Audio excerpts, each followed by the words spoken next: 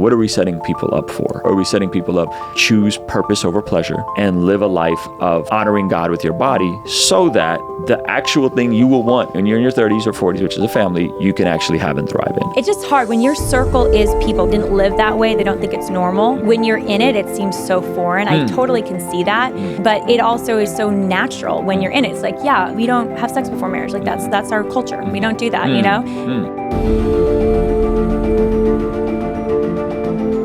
Hey guys, welcome back to the Lila Rose podcast. Today I'm going to sit down with my good friend, Ruslan KD. He's an amazing YouTuber. He has been on the podcast before. Last time he was on, he talked about his amazing story of coming to the United States as an immigrant, as a young kid. He talked about his conversion story. We talked about red pill, masculinity, femininity. Today, we're going to talk about how we were both on the Whatever podcast recently, debating people involved in the pornography industry. We're going to talk about our takeaways from that. We're also going to talk about media, sexual morality at large in our culture, how things are shifting. And we also talk about fundamentalism and why people, some of them raised in fundamentalist households, go on to reject how they were raised entirely and become maybe far left politically. And that phenomenon in connection with evangelicalism and Catholicism. So it's a great conversation. I want to thank our sponsor for this episode, which is 7 Weeks Coffee. As you guys know, 7 Weeks Coffee is the coffee brand that I drink, 7weekscoffee.com. Use the code LILA10 to get 10% off your order. This is gourmet, delicious, low acid, ethically sourced coffee. The sourcer for it, where they get the coffee, is this amazing guy who does an amazing job roasting beans. He's fantastic, and it's some of the best coffee in the world. The best part about 7weekscoffee.com, besides your steaming cup of hot coffee, is that 10% of all revenue goes to support the pro-life cause. So you're directly funding diapers and wipes and pregnancy resources for moms and families of young children. So check out 7weekscoffee.com and use the code LILA10 at checkout. A big thanks to Public Square. Public Square is the new Yelp for pro-life, pro-family, pro-freedom businesses.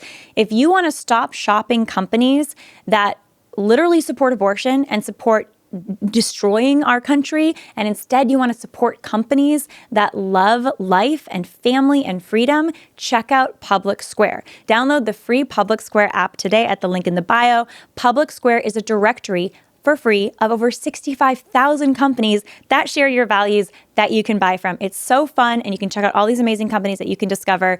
Download the free Public Square app today. Thanks for coming back on the podcast, Ruslan. I'm back. I'm flattered whenever I'm asked to come back. That means that the first one went well. People loved it. You're like the YouTube star, so you're crushing it on YouTube. Yeah, that was a fun conversation. It was a good conversation. Yeah, so I'm glad to be back. Good. Well, we were just on the Whatever podcast, so we're going to talk about that. Yeah.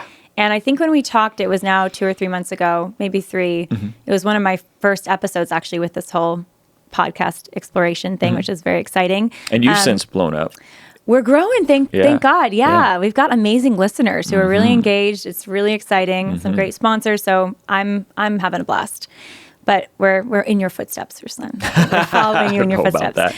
But when we first talked, we were talking about your story, which is amazing. And then we were talking about red pill. And I was kind of asking you, what is this red pill thing? Because I was getting my first sort of understanding of it at the time. Right. And I think there's been a lot of water under the bridge over the last few months, even just going on Whatever a few times. And how many times have you been on Whatever? 3 times now. 3 times. And you helped get Trent Horn on Whatever, which was amazing. Trent Horn crushed it. He crushed it. He did a very good job. He did an amazing job. That was, I think, arguably the best pro-life debate that I've ever seen.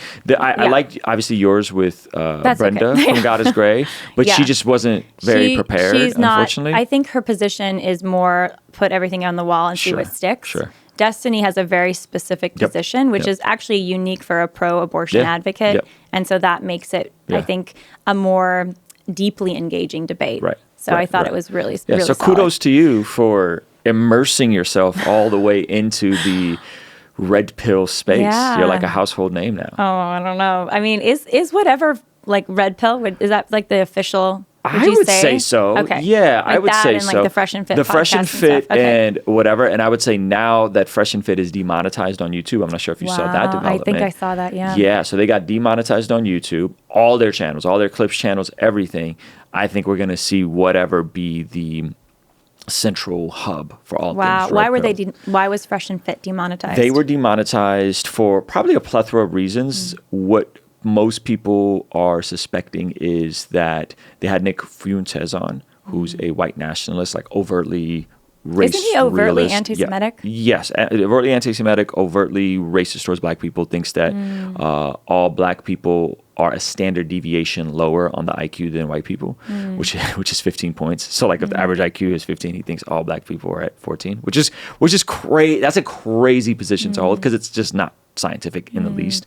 Anyway, so he was on there a bunch of times, and then they got into a back and forth with Abba and Preach and did some Myron basically dressed up in like what looked like a hood and did like a bunch of like fairly overtly racist stuff and like the Hitler salute and with Nick Fuentes on the stream, and it was just a mess. So sad. And then they were already in hot water because they sent a bunch of cease and desist to content ID strikes, and YouTube didn't like that, and then had to pull back. And so anyway, there was already controversy there. Yeah. So I think now that they're kind of, I don't want to say they're fading and they're not relevant because they're huge, but they're not going to be the main hub for that. So I think whatever is becoming the staple for Red Pill. Honestly, those guys clearly have talent, right? I mean, they're good at understanding how to engage people, but it just seems like a waste of talent to spend it on racism, sexism, misogyny, whatever it is. Why? I think about the Nick Fuentes guys. I've obviously heard of him before and seen, and it's just like, the anti-Semitism. It's like, this is there's a real threat to Jewish people, even in the last century. That's extraordinary. I mean, what happened during the Holocaust and the lack of sort of seriousness with which they take not just other people but themselves. It's a tragedy to me. I mean, it's obviously offensive and wrong and stuff, but it's like it's just a loss of talent. Like you could use your talents for good things. So maybe that will happen. Who knows? Anything can happen. But it might be a wake up call. It would be interesting to see how the space shapes out now, because people have seen the Sneakos and the Andrew Tates. All these guys have distanced themselves from the community. The main hub because of the racism. No, they're probably more on like because they're Muslim now and they see how incoherent of a position it is to say the way we bring back traditional marriage is by telling guys to increase their notch count, right? Like it's such a backwards position. And so Sneeko got into a big debate with Rollo, and that was a big mess. Sneeko and Destiny were on one side of the debate, which was really interesting. That's awesome. And they were debating against like some of these prescriptions from the Red Pill on Fresh and Fit. So that was a big deal. They had multiple conversations. So anyway, like there's so much infighting in that world that it seems like the Whatever podcast is like the last like thriving community. And the difference with them is that I could tell from interacting with Brian, he's substantially more shrewd and careful, even with the super chats that he'll allow on the screen, what conversations, like they avoided the conversations about Transformers when we were on there, right? I use that for code. So I think he's way more shrewd and careful with the community guidelines, which is probably why he'll be around. Yeah, I think it's such a unique place on the internet to have a space where people from extraordinarily different backgrounds and worldviews and behavior sets are coming together to talk very candidly and in a very vulnerable way, I feel. I mean, the people just kind of sharing about their very personal lives in a way that is not there to like shame each other. I don't think that is that's not my experience on the show anyways. Like people generally, they're very courteous with each other. I mean, generally, right?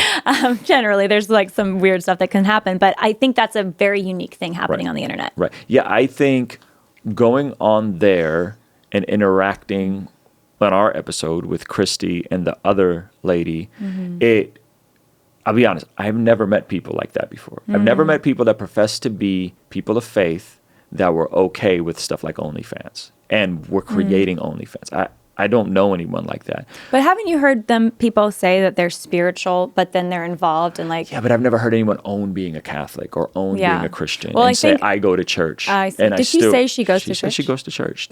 Not Christy, but the other girl. The other girl, but she wasn't involved in she was a publicist. So that was a difference, because I do think Christy said she was so spiritual, and she was like, you know, she was both Catholic, but then like New Agey, it sounded like, which don't coexist, of course.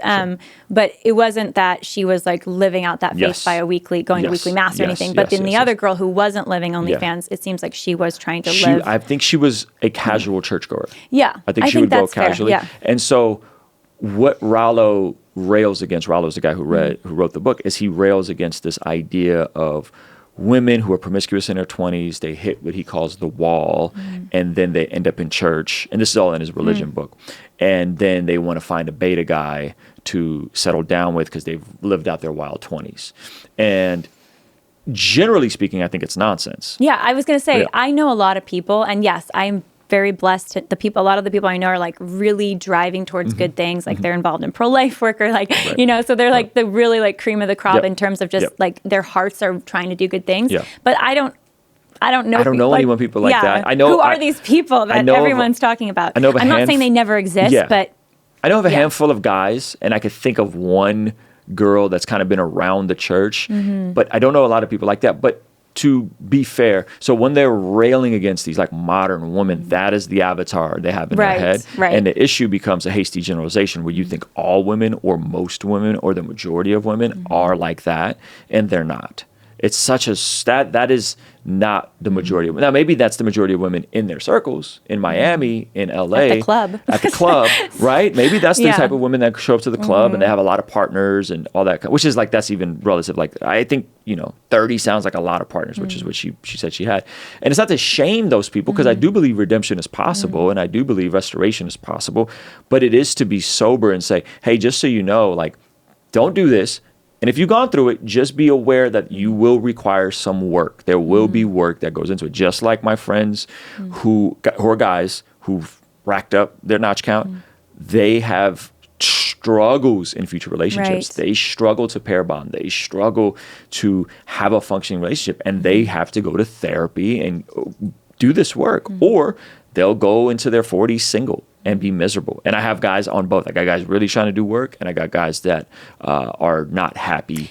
And I think it's a good point, because I mean, and I remember on the podcast, I think we were both making the point that from a spiritual perspective, God totally can wipe away past sin, and like forgiveness is real, especially when there's repentance, we can receive forgiveness. Amen. But at the same time, there's natural consequences for our actions. And I think there's sort of a mythology today that hookup sex, or even just not even hookup sex, it's not like a pure hookup. Maybe this is someone you've dated for a few times, whatever, right? And people say, well, it wasn't a hookup, I was dating them. But that it does leave a mark on you psychologically, emotionally, and certainly can leave physical marks. Oh, yeah. And I don't think those conversations really happen. Yeah, they're starting to happen. They're starting to happen more, I think, on the internet, which is awesome. It's the idea of the more partners you have, the harder it will be to pair bond. The harder it is to pair bond, the more likely you are to never make it to marriage or never last in a marriage. And if we know that the majority of people at some point will have kids in their lifetime, so then what is going to happen for all those people? And how do those people navigate? And so what are we setting people up for, right? Are we setting people up to go explore and be sexually liberated, men and women, or are we setting people up, restraint is a better virtue, choose purpose over pleasure, and live a life of honoring God with your body, so that the actual thing you will want when you're in your 30s or 40s, which is a family, you can actually have and thrive in.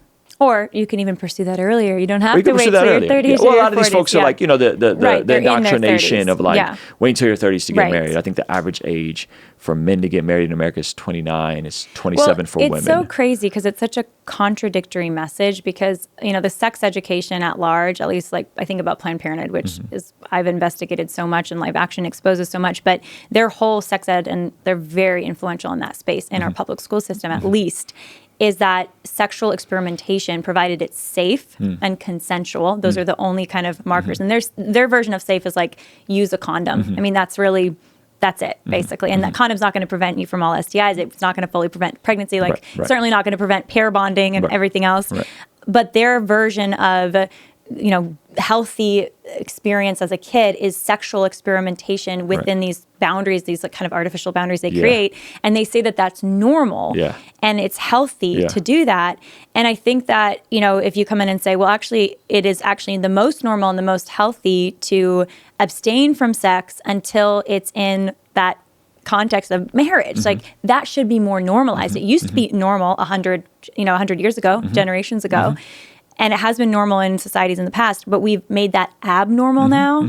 And so, but then we tell these same kids who are sexually experimenting and stuff, and we're encouraging that it's not normal to get married. You should wait till you're 35 plus to get married and you have bought a house and you've paid off your debt. And it's just like, how can these two things hold together? That you should be having sex, but you shouldn't get married. Right. Well, I remember, I'm a public school kid. So I remember sex ed through high school.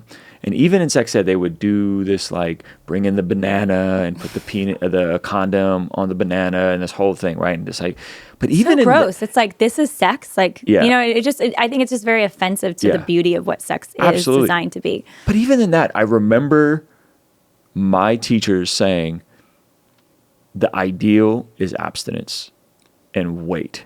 But here's we're going to show you how the biology works. Okay. Right? But wait, like there wasn't a prescription for go experiment. Yeah. Right? That wasn't. Good. Yeah. So, but I mean, granted, that was 20 years ago. Yeah. Right? So things have changed. Yeah. Things have changed. And so my question then goes, if they're telling kids to experiment or saying that that's healthy, what parent of a teenager is like, yeah, come experiment in my home while I'm making dinner for the family? Like who? Like there are some. Are there really? There are some. I mean, I know like this. That's is just crazy. Personal anecdotes here, but like some friends who weren't raised in a strong faith-based household or maybe a very strongly moral household. There was sort of acceptance of, you're going to sleep together with your girlfriend. So do it while I'm in the house? So not necessarily while I'm physically in the house, but do it with my sort of high view sort of parental knowledge of it. That's so that I can have some level of control. I mean, it's weird. I think on an intuition level, that is so weird. I think I could see parents being like, I don't want to know about it. If you're doing it, just wear a condom. I could see that, but I can't see parents being like, I'm going to be making dinner across the house and you guys go do what you want. Yeah, I know. Or like he can stay the night and like, I know what you guys are doing. Like, that's just so weird, especially dads and their daughters. Like, I just can't see that. But that's the thing. Like, I mean, even like the family vacation and the daughter brings her boyfriend and it's like, are we going to make them sleep apart? I think even Christian families are wrestling with how do we handle this when our kids Boyfriend's are not coming on family vacation in our home. Same with my home. Like, there's no way, right? But yeah, I mean, he can meet us at the resort and get his own room if he wants to hang out at the pool. And that's it. For the dinner, and then he's gone after that. That's crazy. Yeah, but so you need a strong father and a strong mother, who are standing there, and strong kids. I mean, it's not like kids are doomed to behave like that. Like, that's the thing. I mean, I know it's just hard when your circle is people, like what you were saying earlier, when your circle may be people that just don't understand self-control. They didn't live that way. They don't think it's normal to have sexual self-control and to have this sexual morality. When you're in it, it seems so foreign. I totally can see that. But it also is so natural when you're in it. It's like, we don't have sex before marriage. Like that's our culture. We don't do that, But if people aren't in that culture, I can see why it feels so strange to them. Yeah. Yeah, well, just the side of the catastrophe that an unwanted, quote unquote, pregnancy can be, whether that is on the economics of somebody, if they're not prepared, or all of a sudden terminating the baby becomes a good option. And then the consequences of that, right? So there's no real, I don't know, I just don't see a lot of pros. I don't see a lot of upside to being sexually liberated or experimental as a teenager. It just seems like, or really through until you're married. Like, I don't understand the pragmatic side of it. I think it's just a bunch of woo-woo nonsense that's like pseudoscience and isn't practical. Yeah, I agree. And it's not even being liberated. Right. It's actually, in a way, being chained to your own impulses and all the consequences that come with them. So it creates a lot of brokenness for people. Yep. So what was your take after the podcast? So after it was over, I was, you're always thinking like, okay, what could I have said differently or whatever? Did you have any, thoughts afterwards about kind of just takeaways of, I mean, one thing that kind of hit me was just talking with the couple, Lena and Adam. And, I kind of was just like, there's such a opportunity that they had. And we talked about it during the podcast and they even Adam at one point was like, what if I totally changed my life? you know? And I just looked at that and I was like, there's such an opportunity here to totally make such a difference in the world by changing one's life. Like if they were to do that, because they have this platform that they've built and everything else. But then it's hard because that whole platform that they've built is based on selling sex. So I can see like the tension there. If like we're making all this money, how would we? Because I didn't feel like they necessarily kept like loved what they were doing. I mean, they even said after maybe 5 years, we're going to wind this down. It wasn't like this joy that it brought them. It was more like, this is a job. What did you think about that? I think you're totally spot on about that assessment. I think I wish I would have pressed her harder because it felt like he kept speaking for her. Yeah, and I would ask her questions and then he'd kind of answer, or she wouldn't get to speak and get cut off, you know? So I think there was that. Like I really wanted to hear more from her. Someone sent me one of her YouTube videos from like 5 or 6 years ago when she first was trying to get on YouTube. And she has a relatively big channel. I don't know if she uploads anywhere. It was like 1 million subscribers or something crazy. And on that YouTube channel, she actually talks about how she didn't want to ever do porn. So like, I wish I could have talked to her more and try to bring her around and get like, is this what you planned for yourself? Right. And I think that would have been interesting. I text with Adam, you know, so I kind of understand where he's at. I think if they were to pivot, which I do believe, and I told him that afterwards, I said, Adam, I want you to know there's a lot of people praying for you, bro.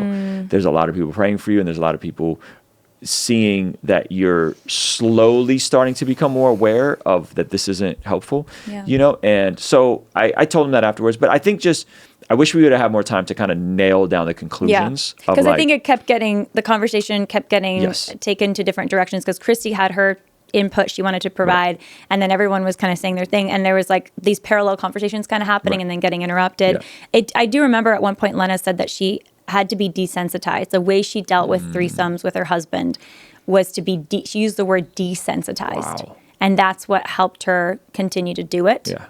And I'm like, where's the love? And like, you know, isn't that a flag? And so I wish that we'd been able to have a conversation about that, because that was, I think, a big revelation. Even like, what is the need to rationalize all of this when you're talking about you're jealous? Like Adam's saying, like he was jealous when the dude did the scene, and she was jealous initially, and you know what I mean? It's like, do you guys really think this is normal? Like, do you really think this is how it's designed? And then what is the logical conclusions of this naturalistic worldview? Like, if you hold that there is no God and there is no objective morality, well, then I see how you come to these conclusions. But we are all acknowledging that porn is not a net positive, or at least I felt like they kind of acknowledged that it's not a net positive, that it is addictive. They wouldn't want their daughter to do it. They wouldn't want their daughter to do it. So like you're creating, producing, promoting the very things that I think on a very instinctual level, even though I think at that level, like your conscience is probably pretty sheared, like you're probably pretty detached and desensitized, but I still felt like there were these glimmers of like, knowing right from wrong, and like that imago Dei there. And I wish we could have kind of explored that and went deeper. Yeah, and I thought it was kind of remarkable how there wasn't like, I mean, I thought from Christy as an example, when there was sort of clash of worldviews, there was like a very negative reaction at points from her where she's like, didn't want to hear it, didn't want to take it, didn't agree. But I didn't get that vibe at all from Adam and Lena. Like they seemed like they were really sincerely listening and almost hadn't considered some of that stuff before, hadn't heard it that way before, because obviously they're in their world, right, doing their thing. And so it's like the worlds colliding. And that's where, you know, again, I agree. I think if there had been maybe more time, I mean, I don't know if they'd ever come back and do like I reached out to him about trying to have another conversation with him. And he just was kind of like, I don't know if anyone here is interested in talking about religion. I was like, well, would you be open to coming on my channel? He said he didn't respond to me. So I'll follow up. But he follows me on Instagram, so he sees all the stuff I post and all the clips. It's awesome. You know, so it's really we'll see. Good, Ruslan. But I think Adam is one of those guys that is such an extreme. Whatever he's into, he's going all the way in. So it wouldn't surprise me if a year, 5 years, he completely goes the opposite direction. I do think one other thought I had afterwards, as I was kind of musing about it and praying about it, was that I do wonder if part of that sort of, you know, porn as a business, and, you know, we're the porn stars doing all of this stuff.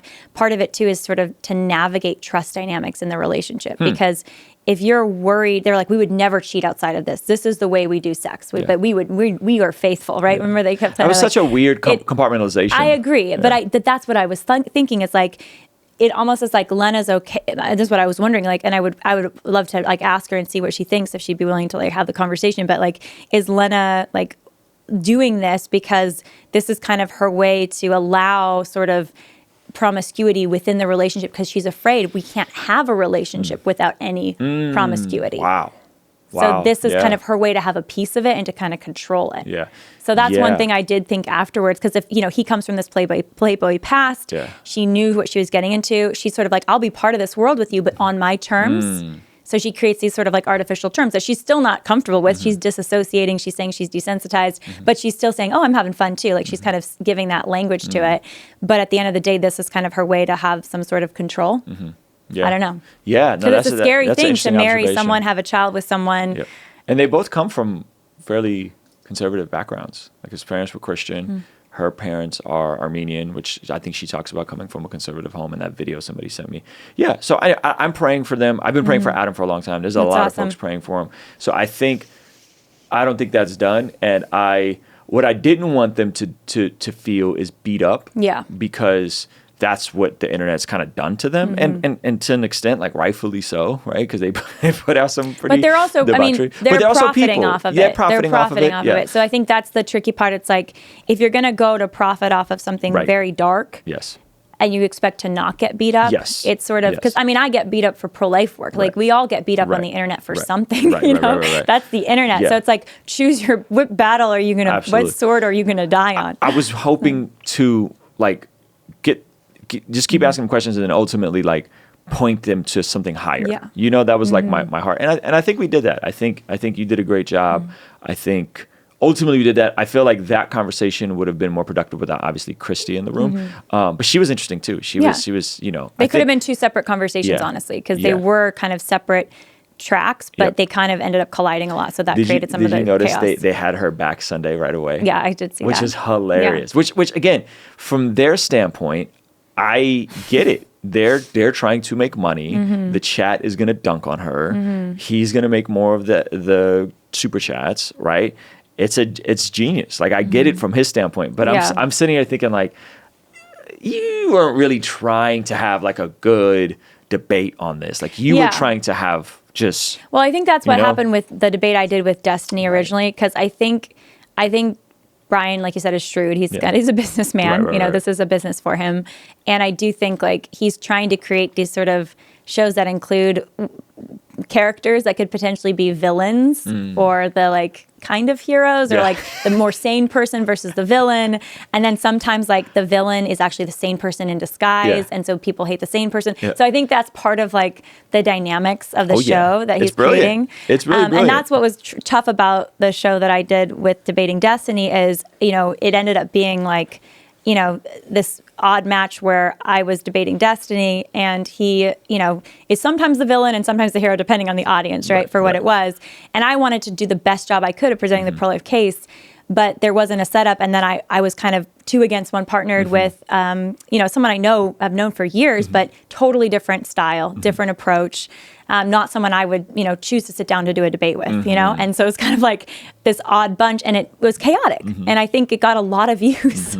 But, people were like, I hate watching this. It's killing my, brain waves and stuff. And it's like, I get why, but it's like people like to sometimes watch the train wreck. But I felt like it was a missed opportunity. I know I could have done better, but I also think the cards were kind of stacked with the way it was set up and like me being partnered with someone that wasn't really partnered for me. But so I was glad that Trent did such a solid job afterwards, with another debate. But I was hoping more of that conversation and like the way Trent and Destiny's conversation with the other conversation. So I think we could have had it if it had just been me and Destiny one-on-one, or if we had just had a different setup with different people in addition to us. But I actually got really good advice from Trent afterwards because we were messaging about it, and he was like, he was saying that he's very picky about who he allows to debate with him. And I'd never really thought about that, to be honest. Like, because when I went in, I'm like, I'm not going to say don't have, Kristen Hawkins on the show. I'm not going to like tell her, that would just be, it felt like that would be mean. But Trent was like, hey, if he thinks someone is not going to be a good partner for him, he won't show, or he will say, I'm not going to do it. And so I was like, that's actually really good advice. Because it can totally change the debate well, I think and the impression of the debate depending on who is next to you. Well, I think at his level, as good as he is, he's probably just learned that through experience. That's something I wouldn't know. I'd just be like, oh, dude, I get to go on the whatever podcast again. Like, great, sure, right? I'm down. But then you don't think about like what happens when the conversation gets totally derailed. You know, so no, that's good. And I think Trent has a lot of wisdom, and he's really good at what he does. Yeah, and he's been very faithfully doing his work for ever since I've known him. I think it's been a decade, and he's getting better and better. Yeah, he's amazing. Yeah, so I'm grateful that you were able to help facilitate that conversation, because I feel like that is an evergreen piece of material that when I'm having conversations with people in my real life, like, look, listen, just go and watch this. Like, watch this all the way through, and I promise you're not going to, like, this isn't a coherent position. This does not make sense. Even if it's as carefully and, specifically presented as Destiny's, it still fails. Like, you could argue Destiny's position is the best argument. Some people would say that. I don't agree with that, actually, but I do think it's a strong one if amongst the weak arguments of pro-abortion. And it's an excellent dismantling of it. Yeah, I sat down with a progressive Christian this past week. I had a 4.5-hour conversation. That conversation came up. Wow. And his position, which was wild, was up until birth. And I was like, as a progressive Christian. And I said, because he's like, it all goes back. I know progressive atheists who are fully anti-abortion. Yeah. And so it's so sad. And I said, what makes the birth canal unique? And he said, the first breath. And I said, so that's the line. And I said, just so you know, like, Destiny's line, who's in it, like, this is what they debated. And it was at 20 weeks, and you're like 39 weeks. Like, I could see an instance where the mother's mental health can allow for that. And I'm like, bro, that's dark. All right, man. And that's what I said to him. I said, that's dark. That's dark. But sometimes you just got to let people flesh out their positions. Like, you're claiming to be a Christian, but then your position is this. And had he ever talked, that progressive Christian you spoke with for 4.5 hours, had he ever talked to someone who had clear-minded, they had thought through their positions, Orthodox Christian beliefs for that long? No, not for that long. He has debated people before, to his credit. He's a good guy. He's my friend. He's a friend. I have Adams and other folks like that in my real life, right? And so I don't mind having these conversations publicly. So he's a guy named Tim from the New Evangelicals. They work a lot in the deconversion world of people from the evangelical circles. And that's the kind of work it does: queer affirming, pro-choice, all the things. Like, it's almost like, I don't want to say radical, because he wouldn't appreciate it, but it's like leftist Christianity. I don't know how else to describe it. They're more socialist, not quite Marxist, but they're more socialist. And so across the board, like, name an issue, he's going to be on the left side of that issue for the most part. Trans, pro, all that stuff. So what do you think that is deep down? Do you think there's still that very deep attraction to Jesus Christ because he is the most attractive? He is God and he is perfect, and the historian history is so, even just from a historical perspective, is so incredibly captivating and compelling. And so they're drawn to that. They know that's true. They want to be part of that, but then they're holding on to leftism. So I think it starts the other way. They're on the more fundamental side. Right. They're fundamentalists. Yeah, they're fundamentalists, but they don't know they're fundamentalist. Wait, so hold on. They're ex-fundamentalists. Yeah. So this is how I describe it. So this is interesting. You guys in the Catholic tradition, there's system and order and hierarchy and tradition. In the Protestant, there's philosophy. There's truth philosophy that undergirds it. Yeah. In the Protestant tradition, it's anchored on the Protestant Reformation, which I think is significant. Which is a big no to basically authority. Yes, exactly. And so what happens within the Protestant tradition is you kept protesting over and over and over. So Protestants naturally have this like skepticism towards authority and towards tradition and towards these things. And so what happens is a lot of these folks, unfortunately, they grow up in what they think are quote unquote evangelical circles.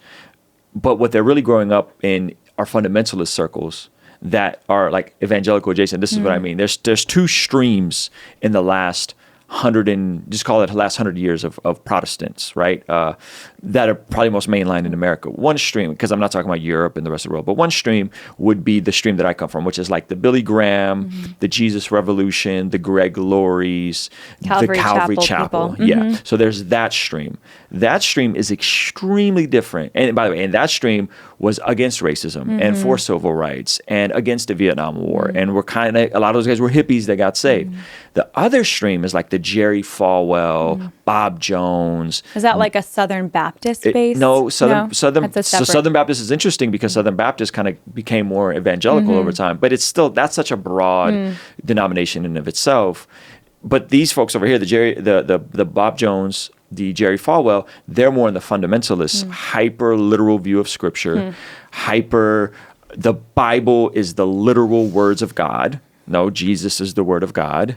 Jesus is the Logos. Right. The Bible is Scriptures inspired, a man of a God's work with man, right? And this is how Catholics view the Bible. This is how Eastern Orthodox view the Bible. This is how the Oriental Orthodox. And in the canon of the Bible that both Catholics and Protestants accept largely, because Catholics have a few more books that Martin Luther, wanted to kick out. But ultimately, that canon comes from the Catholic Church's authority.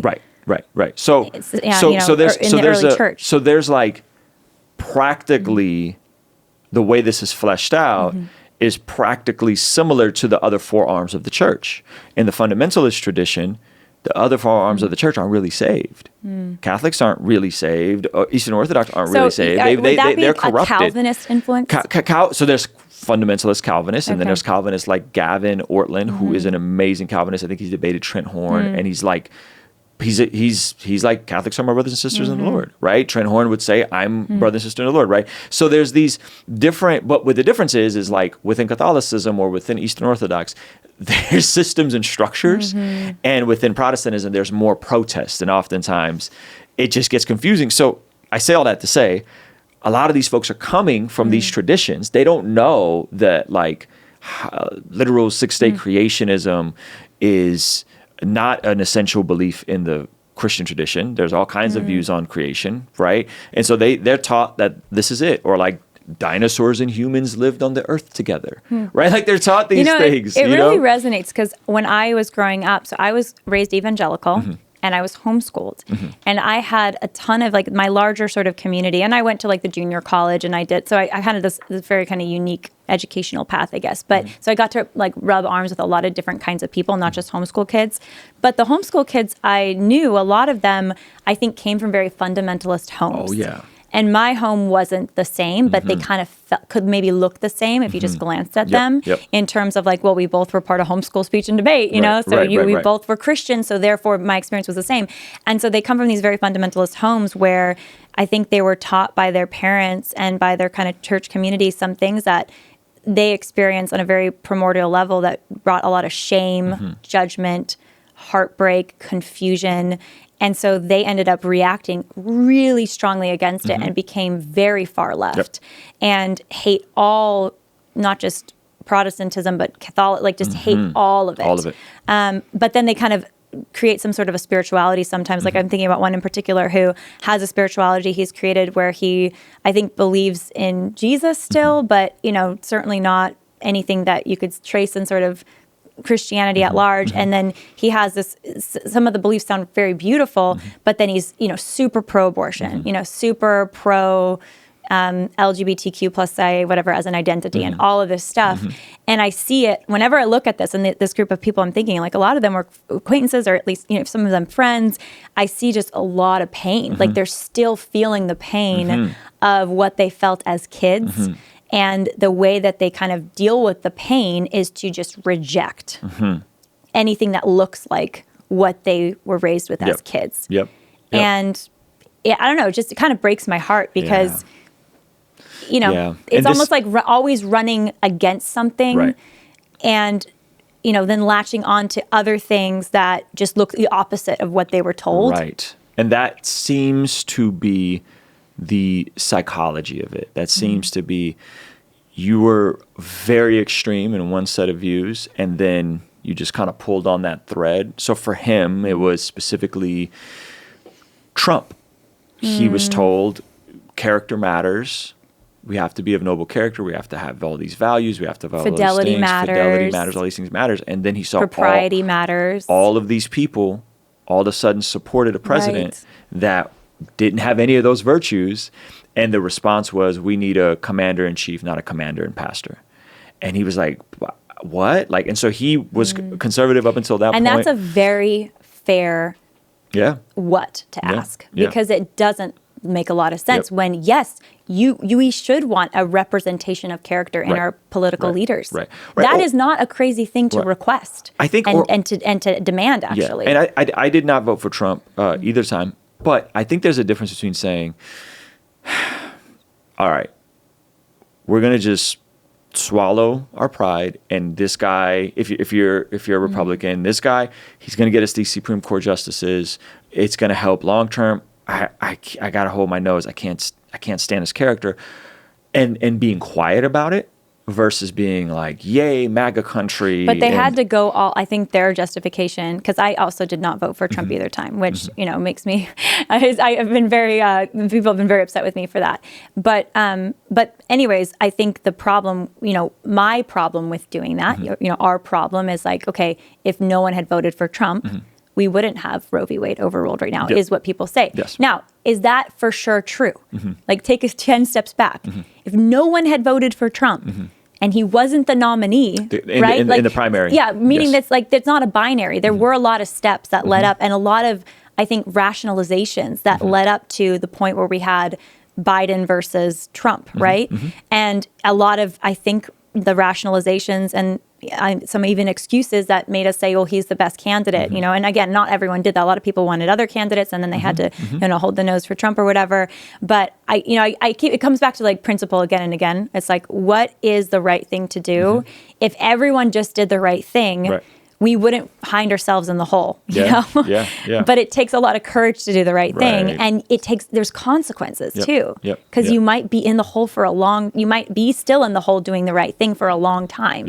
Yeah, no, that's good. And I think for folks who found themselves on that and were just looking at it objectively, I was like, man, this guy seems not very reflective of Christian conservative values. And yet all the Christians and conservatives I know in my life got behind him. I could understand how that can start to unravel the rest of I got to justify how to line up with a 6-day literal creation. I got to justify how to line up with these other, and I made some gay friends, and they're really nice. You mean to tell me that that's wrong? Well, how? They're so sweet, and right? Also, not just that it's wrong, but I think, especially like the homeschool kids I know growing up, like sex was seen as like a shameful thing, or if you did any sexual mistake, not even just intercourse, but you like did anything sexual, then you were, basically like a bruised individual. Like you had given away something that you could never get back. And so there was that kind of like present language around sex of like your virginity is a present that you give. Yeah, that's a lot of purity culture. Which is really dangerous when you consider like sexual assault, which is way too common. It's like, did I lose my present by acts? Like by no fault of my own, it was taken from me. And I don't like that language. I don't think it's a correct view of the person. Like you are a gift, yes, but it's not like your virginity is a gift. You are a gift. Right. That deserves to not be violated. That's a good distinction. Another person is the gift. The virginity is not the gift. You are the gift. But anyways, that confusion and shame around sexuality, I can totally see where someone's like, what the heck? These gay people are lovely. Like you guys are a bunch of bigots. Like I'm done with this stuff. Right. And that's how you go and you just basically flip to the total opposite extreme on everything. And then some people hold on to a little bit of Jesus. My friend Tim would say he still affirms the bodily resurrection. He still believes the scripture is still inspired and sacred to some extent. I don't know if he would, but he would definitely not view it as all authoritative. And so like when I'm trying to have a conversation about Romans 1 and homosexuality, he's just like, look, man, I'm not a Bible scholar.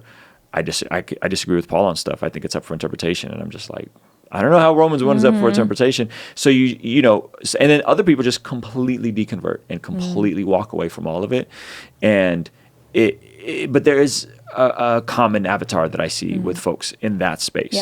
And it is, I think it's a pressure to want to conform to cultural expectations, right? So as things drift more left, you kind of want to be in those spaces and accepted in those spaces. But I pointed to a study to him of how the first time in a while, the country is becoming more morally conservative. So I don't know if you ever saw that chart, but there's a chart that came out and it was like, what do you find this act morally acceptable or not? It had everything from homosexual relationships to bestiality, but it even had birth control. So like birth control went down from like 92, I find it morally acceptable, to like 88. It took a dip, and it's this whole chart. And so like I go over the chart with him. I'm like, why do you think the country is shifting more morally conservative on a lot of these issues?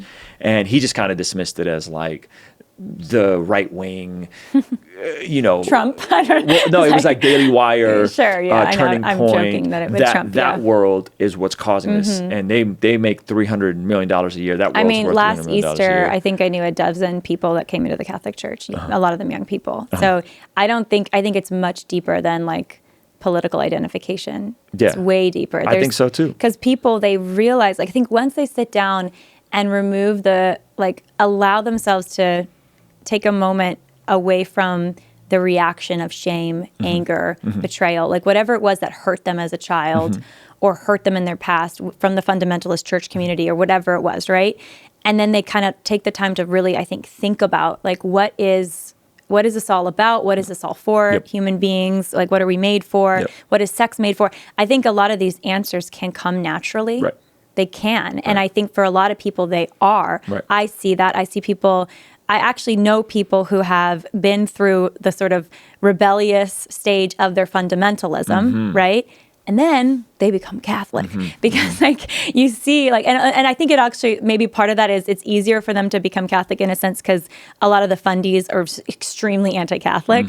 So, but it's like, what are you going to pick? Like, far left Christianity or Catholicism, which I believe is true. It's Catholic is universal, and you have the fullness of the faith of Jesus, and you have the church, and then you have like the moral path that's not given to you to shame you, but to guide you, right? And it's so freeing and it's so beautiful. And once you start to learn about it and you see people living it, it's very winsome. So that's what gives me hopes, and I think that's behind the numbers you're mentioning is that people are waking up not in reaction to what they are rejecting, but they're waking up to embrace something good that they want to receive and accept. It's because natural law is true, right? St. Thomas Aquinas, like it's because it's true. And I think people are seeing that and it's intrinsic. And so I think that's why we're seeing the country shift that way. I don't know what that means for the progressive Christian world. I don't know how they reconcile some of these things, or if they don't seem to be thriving. Like it doesn't seem like to be a flourishing community. Only one or two kids. Yeah, well, right? You don't typically have a lot of kids in that space. From the kids, they just the sheer numbers, but also just they don't go to church. They don't read their Bibles. They don't really pray.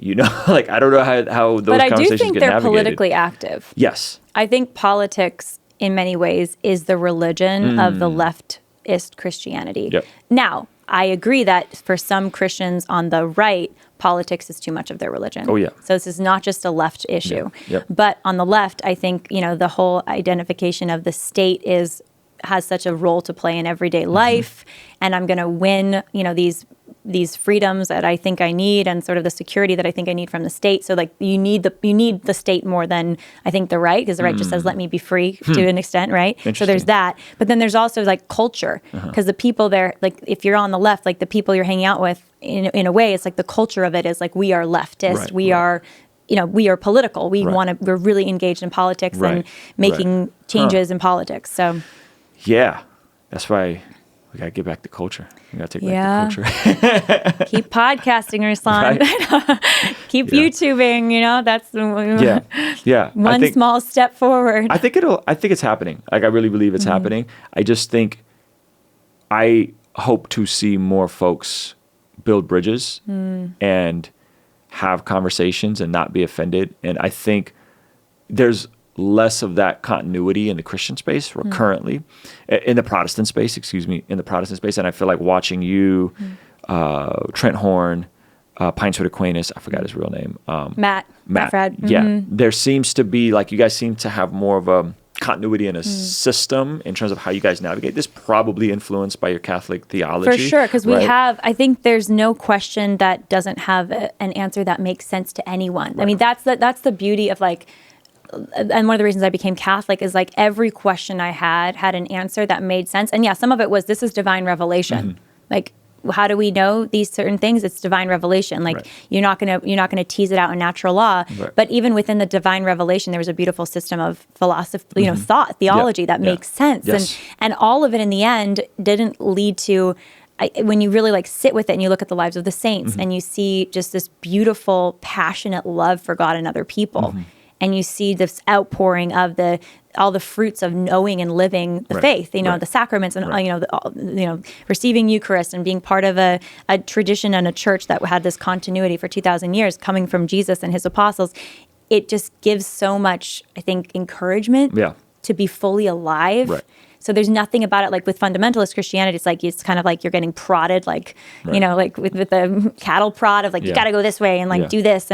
But this is like, my experience of the faith, being Catholic, is just endless, beautiful freedom to be who I'm meant to be and to love. And it's amazing. Yeah. I catch a lot of flack for being friendly with you guys.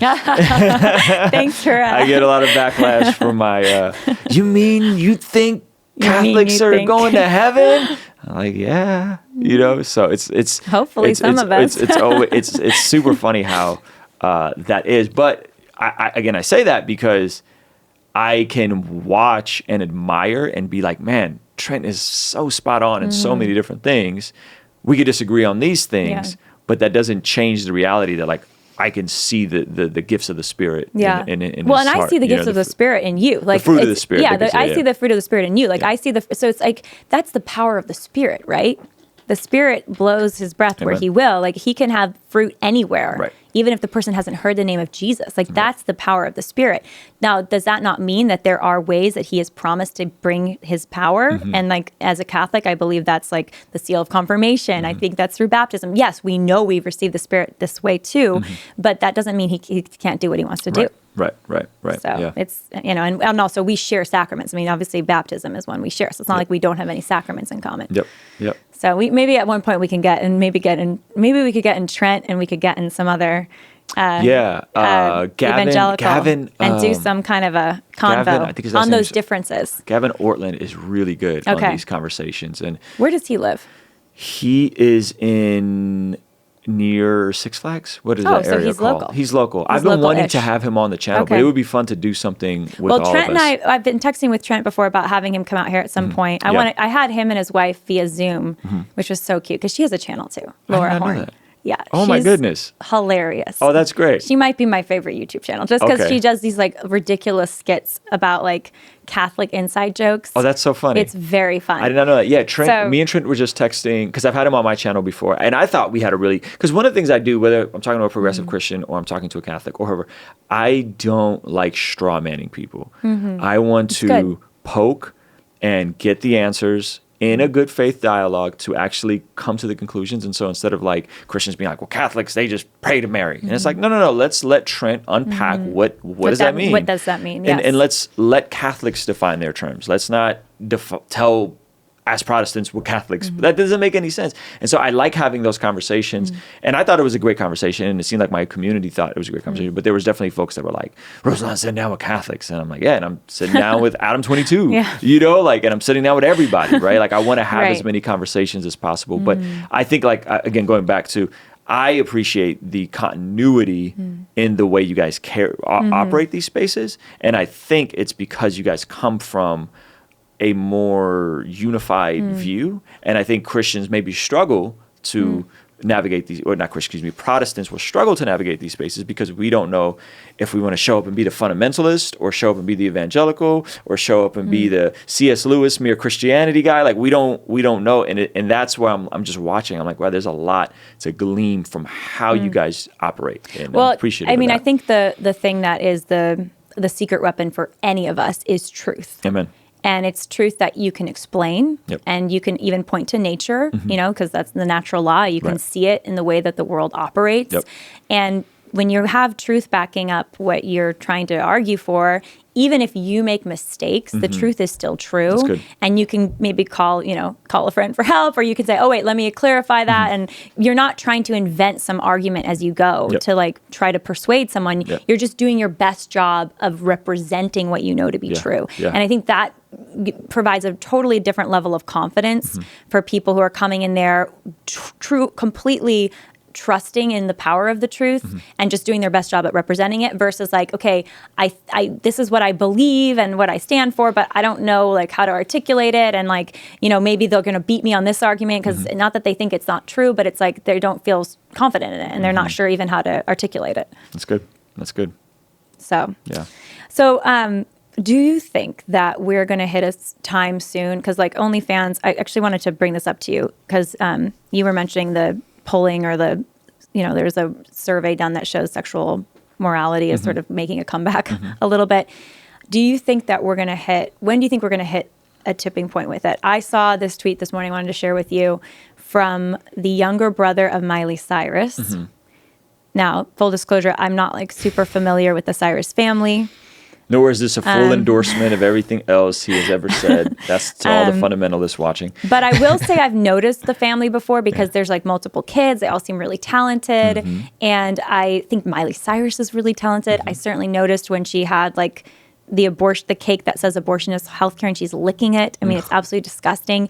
And that was just, again, so like it deeply grieved me because it's like when I see talent like that and then I see it backing up acts of murder against a baby, it's just, you just think, why, where are we at? Where's this going to go? But that being said, her brother, and again, I think Miley is going to end up in a good place long term. I have belief for that for her. I think she's on her journey. But this guy, Trace, her brother, put out this statement that he's getting a ton of heat for that I wanted to share. So he says, and he's got, a million followers, or, he's like his own personality. He's a singer too. And there's Trace Cyrus, is that what it is? Yeah. Trace Cyrus. And he says, there's so many girls that do OnlyFans that have lost their chance of ever settling down with a guy with good morals. They will try and call those men insecure for having standards. They get a lot of attention from guys on OF, so they think they have options. But any guy who is so desperate to see sexual content they're willing to pay for is a desperate loser. That's true. I mean, that's good. Like, it's holding the guys accountable too. A lot of successful guys will sleep with those girls, but they don't want to wife them. Contradiction. Don't sleep with someone you wouldn't wife. Hello. So again, there's not like full awareness in this, but there's some gems. I see a lot of these girls speaking out on this now, saying they can't get a serious relationship. It's because these guys see value in the girls strictly for sex. They don't look at these women and equate their value as future wife, mother, or partner, blah, blah, blah. I just think that this is extremely toxic. I hope more girls continue to speak up about this so other girls know the risk. Having a good man in a family will bring you more happiness in old age than OF ever could. Come on. You know what the saddest part about OnlyFans is? Last summer, I was on Valuetainment, and they are kind of doing this kind of similar format. And we sat down with a lady who was doing OnlyFans with her husband, just her and her husband. I think she grew up very conservative, the whole thing, right? Yeah. And so they do that, So and they tough. make a lot of money. I think they make 6 figures a month or something crazy. But the sad part about OnlyFans is that those are the outliers. OnlyFans is a lot like Locals or Patreon. That there's a lot of creators on there that don't make any money. But they're trying. Or they make very little money. So he's talking about a lot of girls doing it's OnlyFans. MLM, no? Yeah, in a way, like it's just it's like the ratios would be similar to attempting to start a YouTube channel. But they're selling it, right? They're selling their success. Like, I'm OF and I have all this money. Right. And they're not necessarily getting a kickback when another girl signs up, but other girls are signing up like, I'm going to make some quick money this way. Right. And then they're literally giving away like their most intimate parts of their body, selling it to dudes online, on there forever. That's their reputation. That's their the way they're treating their dignity. And they're like, even if they made $100 million, like, it doesn't matter. But to your point, they're making like $5 or whatever, $500. Most creators, and I'm sure we could verify this, is on OnlyFans do not make amazing money. That's the sad part. And so you're doing something that is out there forever, and for randos, And it can potentially creep back up when you say you transition, or say you want to get married, or say, right? Even Adam and 22 and Lena said that. They're like, once in, you're done. Like, you can't switch your career again. There's no closing Pandora's box. It's that's it. And so that's so what I think he's saying is so intrinsically, it's intrinsically true, but it's even worse than that. Like, it's worse than that in that the upside of whatever allure of money is there isn't really an upside. Like, it's similar to, you mentioned MLM, I would say YouTube, or trying to start a podcast. Like, there's hundreds of thousands of OnlyFans creators that will never make any money, or any meaningful, significant money. And they've sold, to your point, the most intimate parts of themselves. And that's sad. And I haven't seen anyone really talk about that besides that OnlyFans model. Well, it's a new phenomenon, right? Yeah. I mean, a decade ago, OF wasn't a thing. 5 years ago, right? I don't even think it was a thing. When did it first I would say around the pandemic is when I heard it explode. Started even talked about. What is OnlyFans? And then I was like, now it's everywhere. And everywhere. I think that, and there's a whole generation of girls who think it's, increasingly, there's generations of girls who think that this is sort of a potentially viable option to explore. Yikes. And, this is a social experiment on young women and young men, and not just young, but old, because, there's a lot of older men who are the patrons of these young girls or whatever. And it's a social experiment. What's the longevity of this thing? My sort of hope, and kind of what you're saying earlier about numbers and the culture's getting more moral, is there's chaos right now running all directions with people believing different things, trying different things. But I think the more that the sort of social media generation grows up, like Gen Zers, millennials to some degree, but we're not raised with the internet the same way Gen Zers were. They've never known the world without their iPhone, without social media. And then even younger, the alpha generation, who's under the Gen Zers, they grew up with many of them, their parents just putting their most intimate moments on social media constantly, right? And so their experience after they've had a moment to sit back and be like, okay, what just happened? Is this what life is about? Is this how to live? And the choices they make after they have that moment of really thoughtfulness, that's what gives me hope. Because at some point, there's a lot of people are just going to be like, no, this is not the way to go. Here's my prediction of 2 content niches that may explode on YouTube in the next 5 years. Content niche number 1 is hopeful. is there will be a huge number of detransitioned people who are sharing their horror stories and telling people as a cautionary tale, don't go down this route. Don't do it. Already happening. Yeah, already happening, but I think it's going to be even bigger. Wow. And then number 2 is going to be ex-OnlyFans models who didn't make any money and put themselves out there, and they're going to be sharing their horror stories of what it was like with those pictures getting sent around to their college campus, or those pictures getting sent around to their employer, and telling people, don't do it, start that podcast instead. Don't do it, start that YouTube channel instead. Don't do it, start a TikTok, start a business, start an Etsy. I think that's my prediction. I think that's where this is going to go. That's hopeful. Yeah, hopefully. I think so too. Hopefully. Or it's just going to go really bad. I think so too. I mean, like, think about smoking today. A generation sees it so differently. Riding without your seatbelt. I mean, I don't know. I think that we learn things, like, so much of what we learn, yes, it comes from our family, but it kind of comes from the whatever social ideas we're swimming in. And the more of those messages that are out there, the more weight they're going to have. So it's hopeful. I agree with you. I agree with you on that. Yeah. So it'll be interesting how it all plays out. All right. Well, lots of good stuff. I mean, would you do whatever again? Oh, yeah. Yeah, I would do whatever again. I think I would be more selective. Like, I think I was just kind of pumped to do it. And I was so grateful that you got me on there.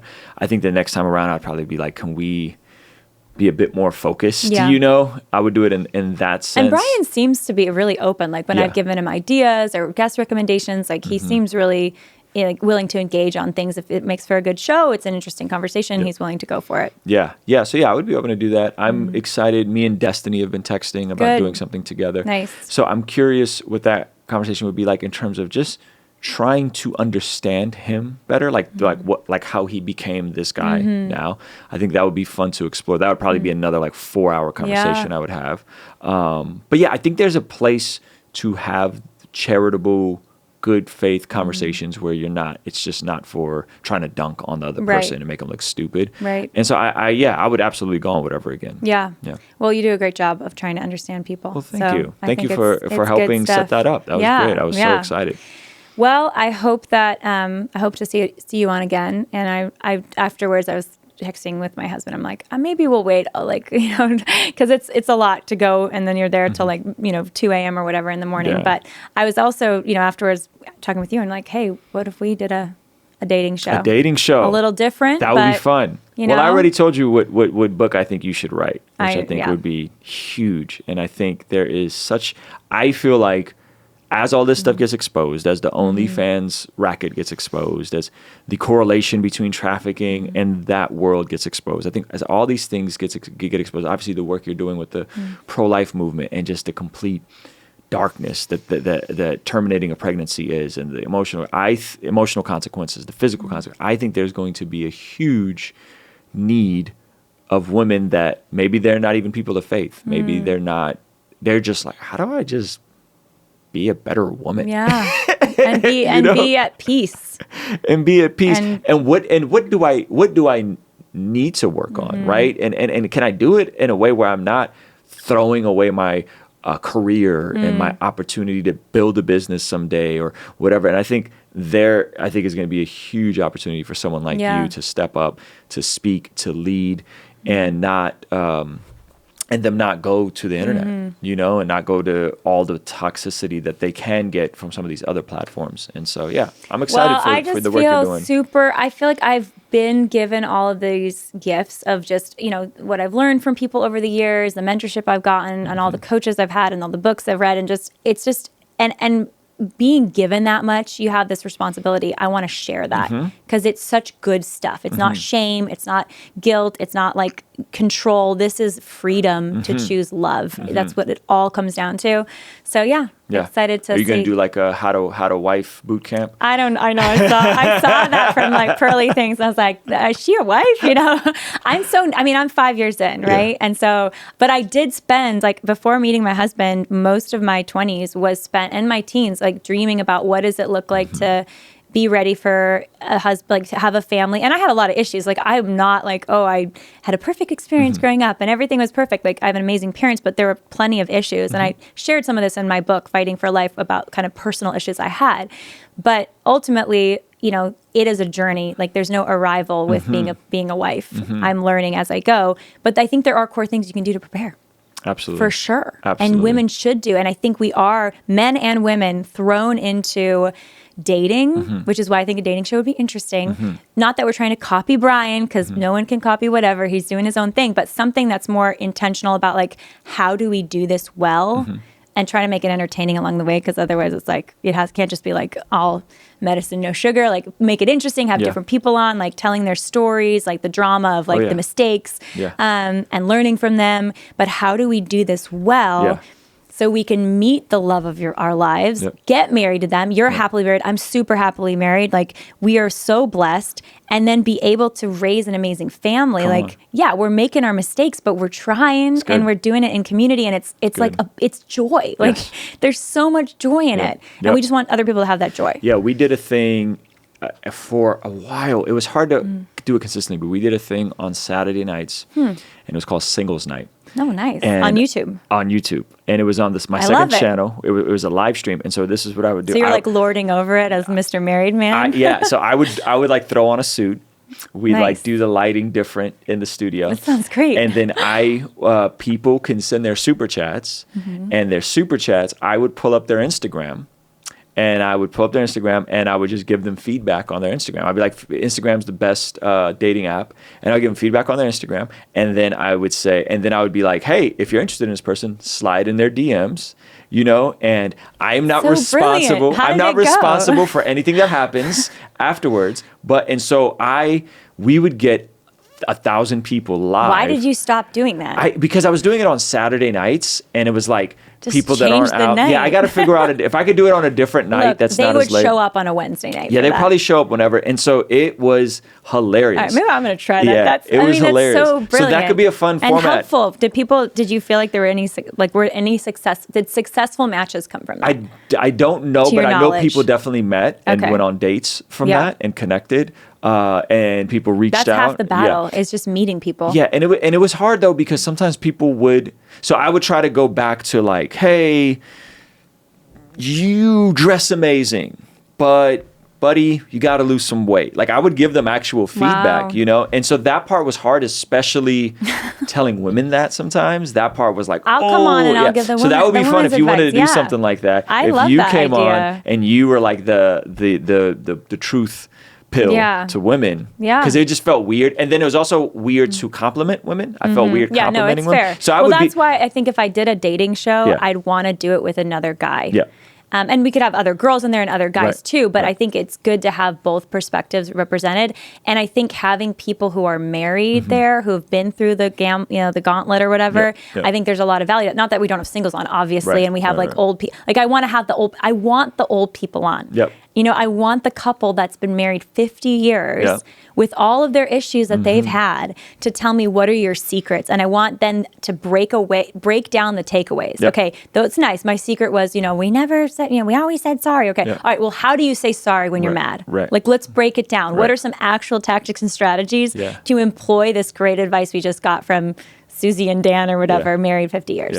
Yeah, so there we go. So next time we have you come down, we could try that format. Or you come here too. We could do it here. We could try that format and have people submit their Instagrams. I love it. We pull them up and give them feedback. Yeah. Yeah. And then they end up meeting each other. And what if like somebody got married? Let me know. What if somebody met and got married from that? That would be the success, right? Yeah. So we'd have to actually have some fruit to show. I wonder if they send me a wedding invitation if that would happen. Could be, and it'd be a lot of weddings. Could be a lot of weddings. Yeah. Awesome. Well, thanks for coming on, Ruslan. Thank you for having me again. I'm so back. humbled to be back 2 times already. Yeah, keep it going. Hey guys, thanks so much for listening to this episode of the Lila Rose podcast with Ruslan. I hope you enjoyed it. Don't forget to leave 5 stars if you're listening on podcast, or if you are on YouTube, ring the notification bell and subscribe to the channel. Also, we have a special live stream coming up just for patrons on our Patreon. The Patreon helps support this podcast to reach many more people. Go check out the Patreon and become a patron at any amount at the link in the bio. We'll see you next time.